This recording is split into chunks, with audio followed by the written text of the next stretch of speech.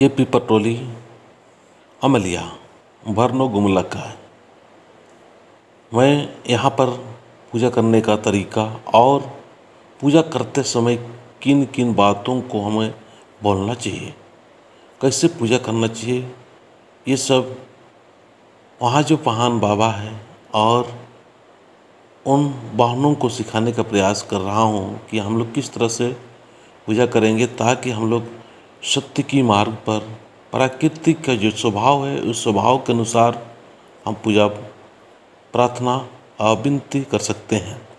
पूजा करते समय विशेषकर हमें चारों कोणों से पूजा करना चाहिए। फिर आकाश पाताल, फिर पूर्वजों के नाम, उसके बाद में आदिशक्ति सरना माँ का नाम, फिर धर्मेश का नाम लेते हुए हम चारों साइड पूजा करते हैं।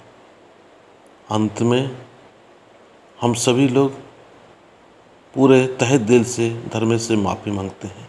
तो चलिए आगे मैं ये आपको भजन के माध्यम से दिखाता हूँ।